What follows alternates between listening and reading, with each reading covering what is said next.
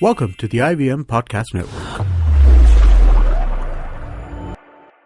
The Rotormouth Podcast is an IVM production, and if you enjoyed this episode, you can also check out their other awesome shows like Paisa Vaisa, a show that will clear all your personal finance doubts from mutual funds to loans to SIPs with host Anupam Gupta.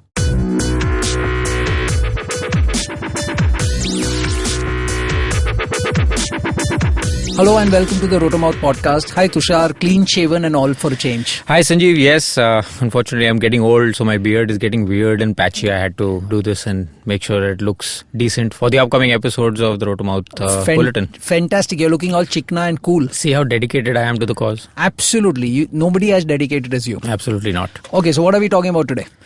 So last week, almost over a week ago, I went to Coimbatore.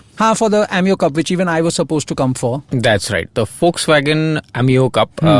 Unfortunately, you had to back out at the last minute. Because of family emergency. No worries. I took a bunch of video. I saw a lot of stuff. So basically, what Volkswagen is doing in India is really, they're doing something that I think is quite commendable. They're really pushing motorsport for the sake of motorsport. Okay.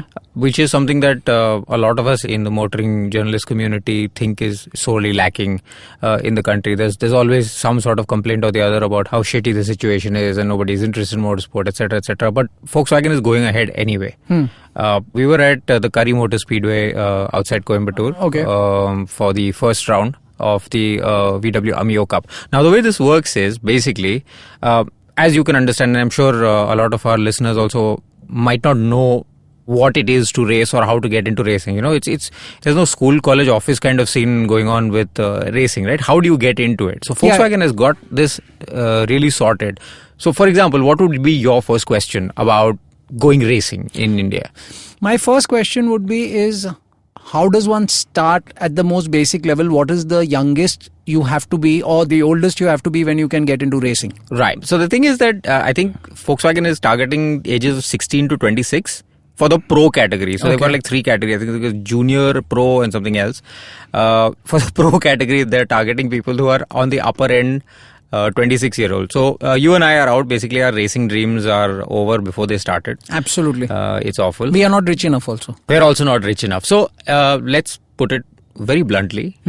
Like you mentioned offline, racing is a rich man's sport. Absolutely. Volkswagen is doing a great deal to bring that cost down, to bring the logistical cost. It's huge, you know. I mean, when you're talking about a racing career, what are you talking about? You're not just talking about a car. It's not like you will take it to, Chotu mechanic and he'll make it like light and fast with his tuning knowledge and then you can go racing with it. It doesn't work like that. You need to have a racing spec car, which means that if for whatever sort of series you're racing in, whether it is the Ameo Cup or it's the Indian Touring Car Championship or whatever, there will be a certain specification. It needs to be safe. It needs to have a roll cage internally. It needs to comply with certain norms. So the engine can't be this big or this small. It can weigh only this much or that much. That sort of thing. That's only the first step. Then you need to have the gear. You need to have the training. You need to have the fuel, the tires. It's a whole thing. It's not just take your car and go fast. What I wanted to know is that they started with the Polo Cup. Yeah. Then was the Vento Cup. Yeah. And now is the Ameo Cup. Yeah.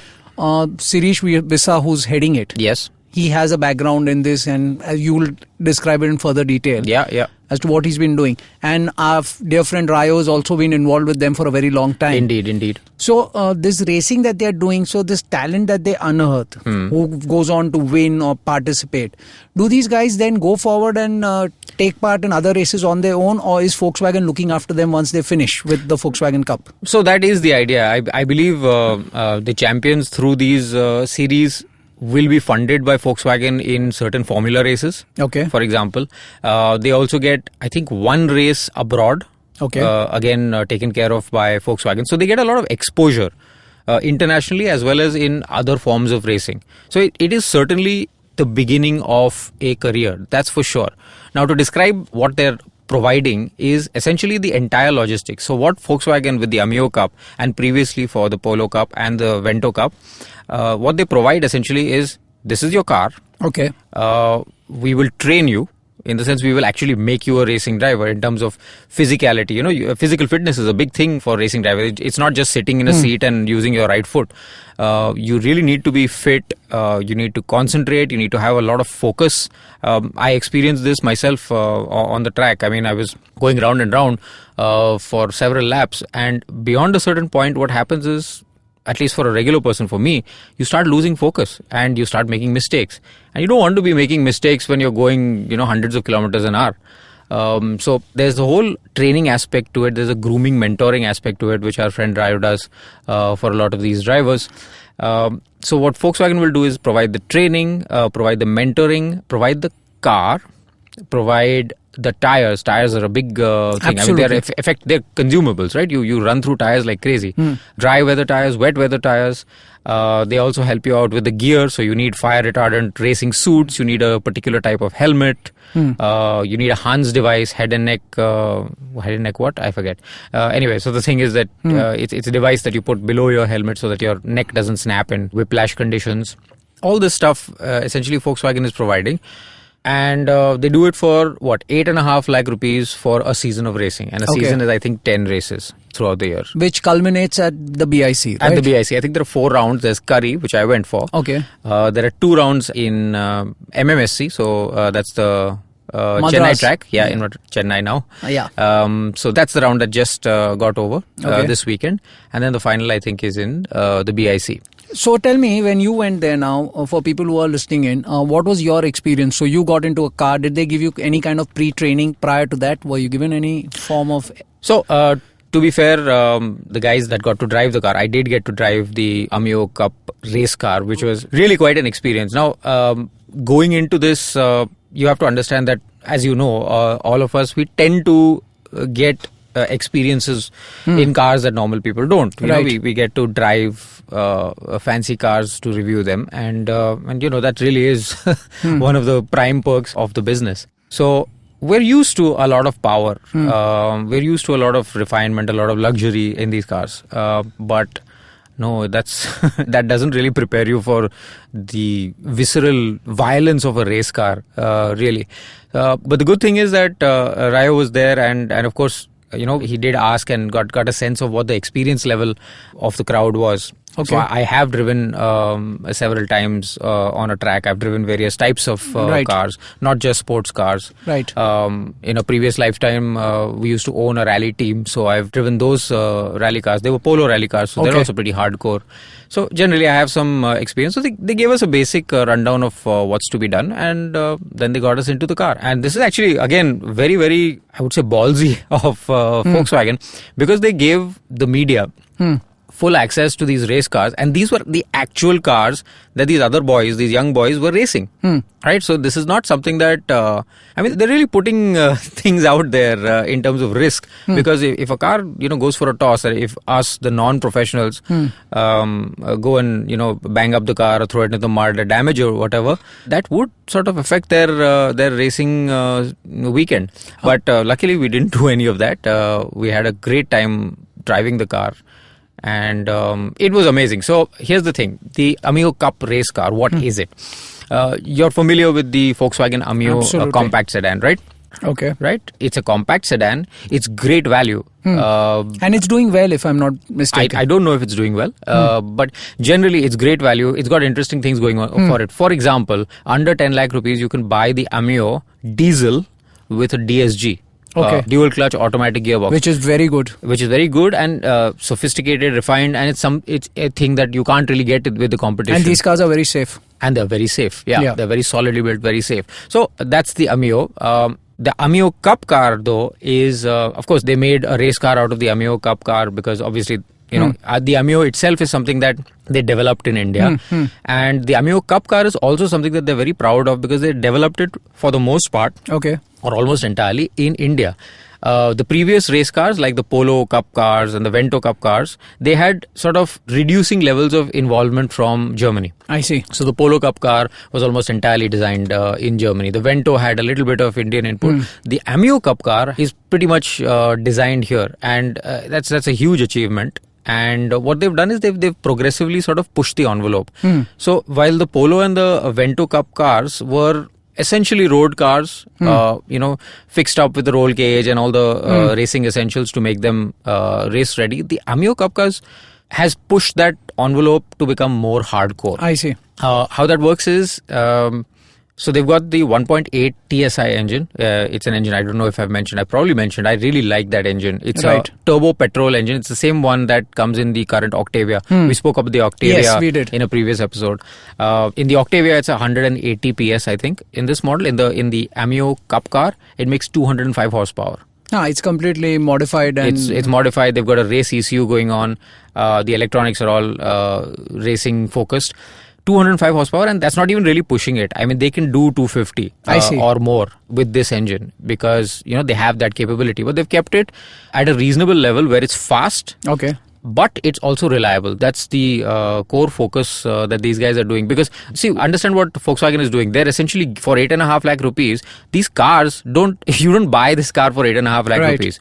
If you were to buy this car or to build it yourself, you'd probably spend close to 50 lakh rupees. Yeah, absolutely. Because 1.8 TSI engine with the kind of modifications you'll have to do to the chassis and everything around it. It's crazy. The whole development of this, the suspension, the aerodynamics, everything. Absolutely. It's not a piece of cake. So it doesn't resemble a regular Ameo in any way. It does, in fact. And here's the thing.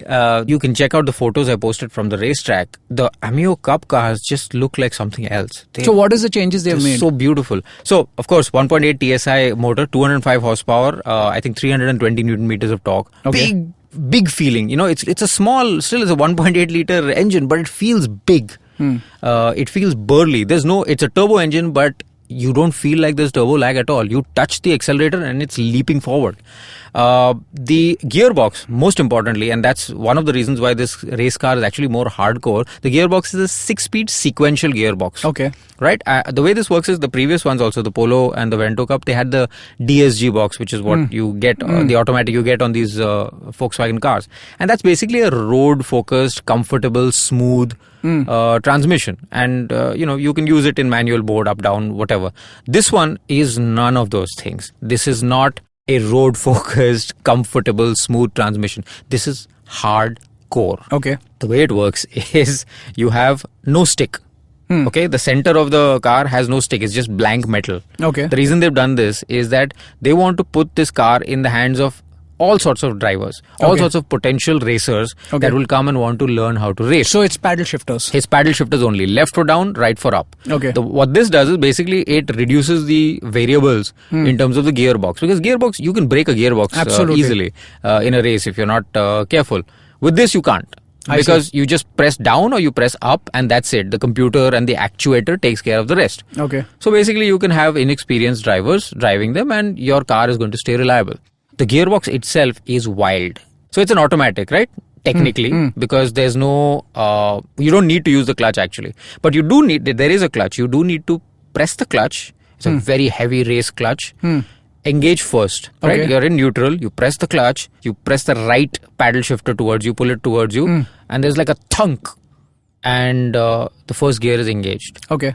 And that's basically all you need to do. Then after that, you need to be really careful and feather the clutch and sort of, and this is really hard. This is a race car. So the clutch is basically, it's got a very small friction zone. So it's either on and nothing is happening, or it's off and the car is shooting forward. Okay. So you've got to really accelerate and you've got to find that point and get going. Okay. Once you're going, you don't need to use the clutch at all. You put your left foot wherever it's comfortable and just use the brake and the accelerator. And that's it. You just use the paddle shifters. And it's just so violent. It's like,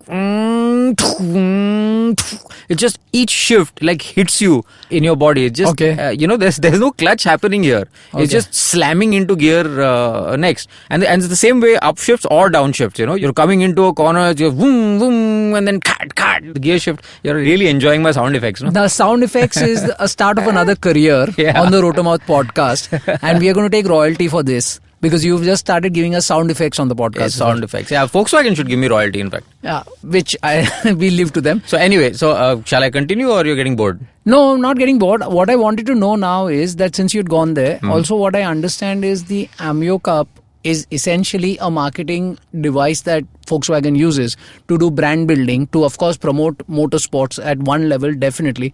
But it also helps the brand in totality, because I'm sure a lot of this technology passes on to the next editions of the models that come. Does that kind of thing happen? I would like to think so, and that would be the obvious thing. But yaar, tu dhande wala hai, barabar? Yes. If you go through the kind of budgets these guys and understand that the budgets over here in India are minuscule compared to international, racing series and things like that. But still, the kind of budgets that Volkswagen Motorsport probably has in India are going to be scarily large, and I don't know how much of this technology is actually going to get into road cars. So for example, this is a road car adapted and made into a race car. Right. You're never going to see a sequential 6-speed paddle shift only gearbox on a road car. If you had it in the road, basically you would get frustrated and throw the car into a ditch. What is the end goal when you met these guys? That's the thing. That's what's surprising me, that the end goal appears to be really it's, I don't know what, it's Samaj Seva. They're literally just pushing motorsport. They're giving you these cars and this opportunity and this training and this mentoring, which is just going to make you, move ahead in your racing career if you so want to make that your career. It's amazing, and it was really great for some of us in the media to have this experience with the race car. It's really something else. I'm very happy to note that with my best lap, technically, I could have qualified for the race weekend. So why didn't you? Because they didn't ask me. They didn't ask you to qualify? No, but actually a couple of us from the media, from other publications, did actually race on the race weekend as guest racers. Okay. And again, they were pretty competent. They were pretty, sort of up there. Not really too far off. I think about 3 seconds off the top pace. Which was great, yeah. The media didn't come last. I was very happy. So, no, because this is becoming a trend now. I've noticed this with a lot of companies that they are now promoting the media to participate in the races to get a first-hand experience. And this is also because I think now that since we are exposed to all sorts of cars and bikes, we get to drive on tracks far more often than it happened earlier. Yes. So now they know for a fact that these guys come with some sort of basic skill set, and they are quite adapt to picking up stuff very fast, because I've seen that with other performance driven events where the media picks up stuff very fast, because like you said, this is the experience of driving all these high end cars and bikes. Absolutely, and you're right. In fact, this year I think they consciously brought in slightly less experienced in terms of track time drivers for guests from the media, because I think last year a lot of our more experienced folk actually went for these experiences, and they basically got podium positions. Exactly. Right. So then, I mean, the bachcha log ka kya hoga? Exactly. So they are now trying to promote new talent in the media also to come and experience these kind of cars. Yeah, basically. And again, it's a great thing. They certainly took a risk by handing over these, expensive, one of a kind, custom built race cars. They had guys sitting with you in the car while you guys were racing? No, that's the thing. That's the thing. I expected that, and they had a couple of cars, 2 or 3 cars that had 2 seats. Okay. An instructor and a driver sort of seat. But no, I was in a car with just 1 seat, and they said, okay, you know how to do this. This is how you put it on. So there's like 3 buttons. So you press one button, then you press the other button, then you press the clutch and press the third button. Car comes to life. Then you pull the right paddle and it goes cat. That's it. You go. But the really funny thing is that the clutch is just so hard. You're really enjoying the sound effect. No, the sound effect is now getting. It really feels like we are doing something outdoors. Cat. Yes, it looks like the podcast has shifted outdoors. There's no noise of rain, but this sound is coming in now. The funniest thing is even the Volkswagen, the pit crew, the staff, everybody, the race clutches are just so hard because you're only supposed to use it to get going. Everybody would stall the car. Even in the pit lane, they're parking it or whatever, car would stall. Then they start it again and go wow, wow, wow, and then like moving it into so more sound effects. This is more sound effects. I can go on. You can go on, and this is fantastic. I mean, I think this is a complete eye opener for people who don't know how a racing weekend works. Yeah, absolutely. And so basically, 8.5 lakh rupees is what it costs for a year of racing. I think you have a 2 lakh rupee damage deposit before each race. Which includes your sound effects? No, sound effects are separate. Volkswagen call me if you need any licensing. And so I think it's an amazing opportunity for people to go racing. And I think you can look forward to a video also as well. Okay, see you after the break. Yeah.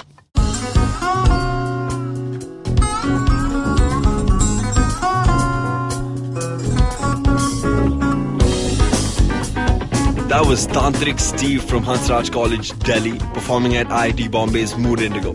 Just like them, there's a lot of new talent and art coming out of colleges all across India, but unfortunately most of this goes completely unnoticed or ignored. To fix this, we started atkt.in. Hi, I'm Ankar. I'm a musician and a rapper, and I found that one of the best things about being an artist myself is finding new talent. Through atkt.in, Tanya, my colleague who's a dancer, and our whole team really is putting all of our efforts into discovering and promoting all the coolest talent that's coming out of colleges all across India. And this goes up on our website, our social media, TV, radio, and now, of course, this podcast with IVM. Make sure you go to our website, support the talent with your likes, your shares, your comments. All of that really matters. Go ahead, check it out. atkt.in.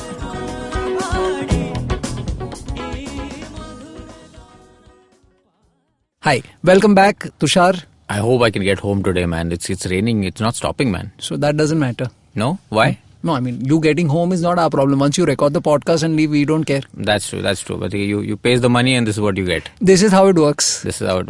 Yes, so we are now talking about what? The Kawasaki. The Kawasaki. Okay. Did you happen to take a look at all the stories? Yeah, I read your story. Okay, lovely. That's the best story, actually. Is it? Yeah, always. It's just a 3-minute read, so it was interesting. That's fine. I always give you that opportunity to, No, but you have stories that are 8-minute reads also. That's even better. Why? Because there's 8 minutes of stuff that I write. There's just nothing better in life. So you're the best writer in the business? Essentially, yeah. So you've won all the awards? I should. Okay. So next I know who to recommend you to. Definitely. Okay, so Kawasaki's launched 2 new bikes again. 2 new bikes, yes. The most important is the Ninja 1000. With the sari guard. With the sari guard. Okay, so that of course, okay, let me put it this way. Kawasaki has launched a sari guard and it happens to have a motorcycle attached. And that costs you 10 lakh rupees. It costs, what was the price? It was 10 lakh rupees. It's actually under 12 lakh rupees on road. Now, here's the kicker about this sari guard. Sorry, motorcycle. The Ninja 1000 is not the Ninja ZX-10R. It's not the Ninja ZX-14. Okay. It's not a super sport, incredibly fast, incredibly sharp, incredibly light handling motorcycle. It's not that class of motorcycle. Okay. It's not a super sport motorcycle. It's not a liter class sport motorcycle. Okay. What it is a liter class sport touring motorcycle. Okay. And, frankly, the difference to most normal people will be very little. Because when we're talking about 100 plus horsepower in a motorcycle that weighs, less than 250 kilograms. This one I think weighs around 230 odd kilograms. You're already in scary/ridiculous territory. It would be extremely easy for you to just kill yourself immediately. Yeah. And that becomes more and more relevant as horsepower increases and weight reduces, and that's basically the trend. But this today. is all racing technology coming to these normal street bikes now. So that actually specifically, thank you for mentioning it, that specifically is what's happening with the Ninja 1000, and that's why I think and most other people in the industry think it's a big deal. The Ninja 1000 is an inline 4 1000cc, just over 1000cc motorcycle. It makes I think 145 horsepower or so, which is very, very healthy. It's not the 170, 190, 200 horsepower of the modern sport bikes, but it doesn't need to have that. Like I said, you got 140 horsepower, it's enough to scare you shitless. Yeah, and it's a touring bike, right? It's a touring bike, so it's a little bit more comfortable. You don't bend over and break your back on anything over a short ride. It's meant to be ridden on the street, so it's not completely committed and track focused. The focus is not on every ounce, every gram of weight being reduced. It's a reasonable motorcycle at 230 odd kilograms. It's reasonably light as well for what it is. Okay. That much power, that kind of capability. Now, and here's where, like you said, the technology from the racing motorcycles and stuff comes in. It's got a 6-axis IMU. I think what's that? Inertial measurement unit or something like that. Something like that. What that means essentially is that the bike knows its attitude in the world, what angle it's at, for example. Okay. Right? Which helps it do interesting things with ABS, for example. So it has cornering ABS. Okay. You're familiar with how ABS works, Absolutely. right? You essentially slam on the brakes. If the tire locks, right? And it prevents you from skidding, basically. It prevents you from skidding. It makes sure that the tire doesn't skid. Which works great when the tire is absolutely upright, like in a car. Or in a bike when you're going straight. When you're leaned over, suppose you slam on the front brake in a corner. What will happen is essentially on a normal ABS equipped motorcycle, you will still probably fall. With cornering ABS, what happens is that the ABS system, using inputs from the IMU, also takes into account how leaned over you are. Okay. Where you are in a corner essentially. I see. And it adjusts the ABS accordingly. So you can basically be, dragging knee around a corner in Lavasa and slam on the front brake. And the bike will probably just stand up eventually and you will not die. So essentially you won't topple over as easily. You won't topple over as easily, which is a huge, huge safety feature as you can imagine. Yeah. And it's a great, example of this kind of racing technology and really high-tech technology. No, but then our brethren will not like this, no? Because they have to fall off the bike once to be accomplished riders. No. Most of our brethren, and particularly the guys who are dragging knee, Yeah. they're men. They're real men. So they fall off bikes. They don't fall off bikes, but they don't believe in this nonsense technology. So they don't stuff need all this technology. like traction control and ABS. We don't need that shit. No. So Drag Valentino knee. Rossi and all use all this is fine. Valentino Rossi and use that in MotoGP. That's fine. They're not real men. They're not real men. No. The guys who are dragging the Lavasa, those guys are real. Those men. are the real guys. You have to turn off traction control and ABS. Of course, it's So absolutely. then you that. become a real rider. Totally rider hai apan. This is the rider mentality. So that's happening anyway. Sorry, enough pulling the legs of random people. It's got a lot of safety features. So the IMU, as I mentioned, cornering ABS, as I mentioned, it's got riding modes. Okay. Traction control, of course. It's got big wheels. It's got sorted, fully adjustable suspension, which again I think is really, really important in motorcycles today. Particularly in India, you've seen the kind of roads. I mean, Exactly. you came in rickshaw, I imagine, today. Yes, I came by rickshaw. So you've seen the quality of roads. Exactly. Now, can you imagine in a 3-wheeler it's bad enough? Can you imagine what it's like in a 2-wheeler if you go into one of these potholes? No. You don't even need to be very fast. You can be going at 40 kilometers per hour. You don't notice a pothole, or it's covered over with water, and you go into it. There have been situations. Scooter riders, particularly nowadays, are very, very vulnerable because you got these tiny wheels. Exactly. So every bit of safety that you can have on a motorcycle is beneficial. This one has fully adjustable suspension, which is great because when you have suspension that's adjusted properly to your riding style and your weight, it makes a giant difference in how safe the bike feels. You can actually go through a pothole that would otherwise throw you off. I know this from my own motorcycle when I had the stock suspension, which wasn't as good. It would scare you at some times, and when I put an adjustable suspension on, it suddenly became a whole lot better. You can go faster. Not that you should. I'm just saying that you can go faster confidently instead of, hoping for the best and trying to avoid every pothole. So, adjustable suspension, cornering ABS, traction control. It's just a hugely, hugely equipped motorcycle. And the best part about this, which I think will surprise everybody. Okay, so background. Imported motorcycles in Maharashtra will attract a 20% road tax. Even now, right? Yeah, or over 20% after Something GST? of that Something sort. like that. It's really, really expensive. But that's only for fully imported motorcycles, CBUs, completely built Right. units. So if it comes out of a crate and is sold to you, like for example, a lot of Ducatis or even a lot of Kawasaki's for that matter, they just come out of a crate and they're sold to you. So then on CBU motorcycles, you need to pay 20% plus. Right.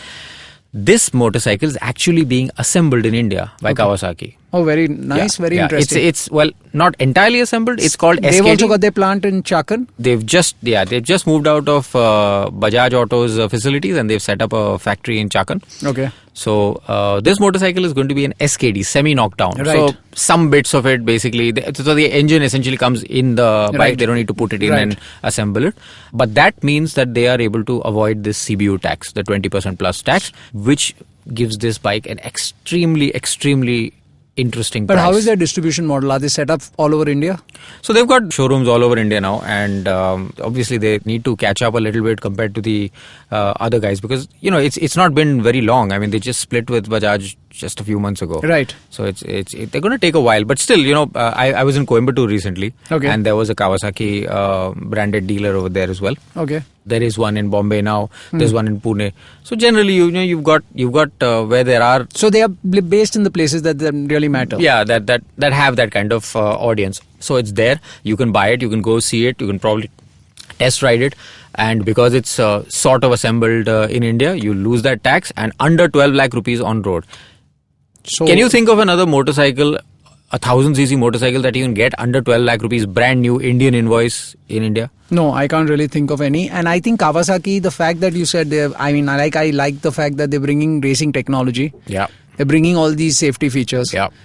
They've always been great bikes to ride. Yep, So yep. I think, and at this price, it's a knockout deal. It is a knockout deal. LED headlamps. I didn't mention LED headlamps. Fully LED headlamps. That's also something that I mean, of course, we are seeing it more and more on cars and bikes these days. But it's a bit of a premium feature. Right, absolutely. And here you go. You've got it in a 12 lakh rupee And you motorcycle. said easy riding stance also. Yeah, fairly easy riding stance, yeah. And because it is pitched as a sport tourer, you've got these mounts where you can put in panniers and things like that. You don't need to mess about too much and wrap things up on that tiny little. And you get the sari guard. My God. Okay, so to give you a background, all vehicles in India that are homologated for India. Homologation is basically the process that regulatory authorities go through to ensure that your car or bike is fit to operate on Indian roads. So they think a sari guard is essential. No, so the way it works is, if it is assembled in India or manufactured in India, it needs to be homologated. Okay. Right? If it is fully imported, depending on where it's imported from, usually they will accept the type certification of that country. Okay. So European motorcycles, for example, mine is a European motorcycle and it's a CBU. So it doesn't come with a sari guard. It does not come with a sari guard. My Ducati does not come with a sari guard because it does not require a sari guard in Europe. Okay. And because it's a fully imported bike, it's accepted. Okay. Ye theek hai, ye chalega. But if it is assembled here, then sorry boss, sari guard mangta hai, because the Indian regulations require motorcycles that have 2 seats, like a passenger seat, to have a sari guard. Okay, so you're going to have people who are going to buy this bike. Yeah. Tell the mechanic, please remove it right away. That's going to happen at the showroom. It's not even going to go to a mechanic. Right. It's going to happen at the showroom. Particularly with this bike, of course, we can't, it's a audio medium, but if you look at this motorcycle, if you look at the launch reports and you look at the photographs, it is a giant sari guard. No, it is a giant one, and it's a window grill. No, it's a window grill. People have made fun. It's a barbecue grill. Yeah, people were tweeting about only the sari guard. They were not talking about the bike. There's nothing to talk about. There's this huge green, beautiful looking thing, but then there's this giant black fabricator ki dukan at the back. It's insane. It's so huge. So what is going to happen now is we're going to have a lot of sari guards on sale. You'll have Kawasaki branded sari guards on sale. Absolutely. So then they'll be putting them on the other motorcycles. I think we should open an eBay store or something like that. Absolutely. Kawasaki branded sari guards. We'll export them. We'll export them to which country? Don't ask me hard questions. Yeah. Okay. So they launched another bike as well. They did, yes. Thank you for mentioning it. Kawasaki is very, very, very naughty like this. So they'll always launch 2 bikes. Yeah. And there'll be one blockbuster motorcycle. Ekdam kadak.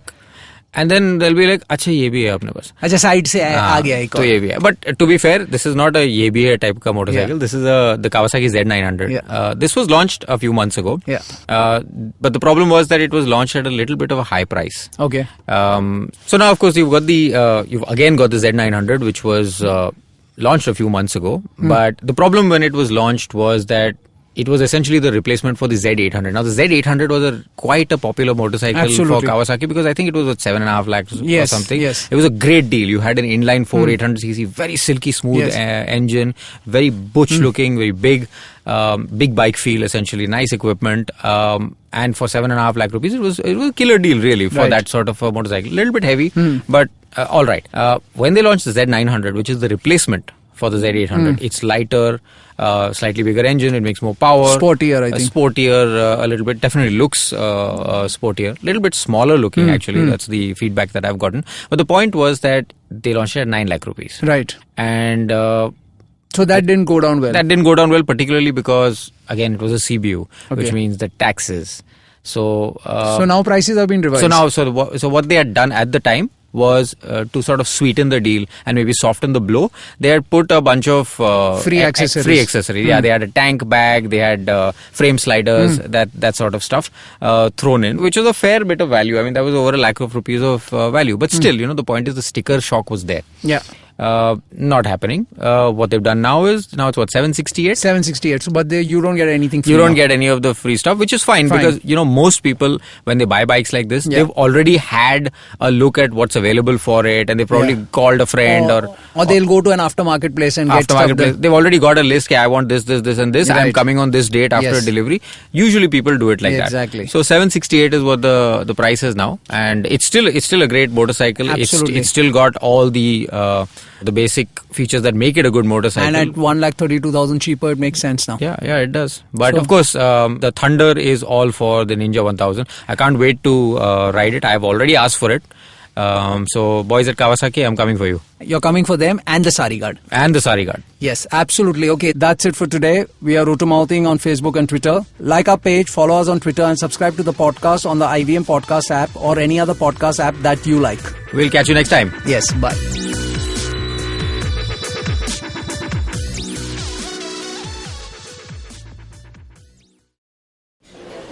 Excuse me भैया, excuse me, बोलिए madam. Menu में क्या है? Menu में scene unseen है, podcast है, on course है, Cyrus है, made in India, rediscovery project, empowering series, sex wax है, IVM लाइक्स है, सिंप्लीफाइड है, कीपिंग इट क्वियर है, थिंग्स एंड डेस्टिनेशंस है, माय नेबर सकरबर्ग है और द फैन गराज है। आपको क्या चाहिए? एक बार रिपीट कर देंगे क्या? रिपीट नहीं करता हम। आप जाओ IVMpodcast.com पे और सुनो ये सब, या फिर डाउनलोड करो उनका ऐप, सब आपकी उंगलियों पे।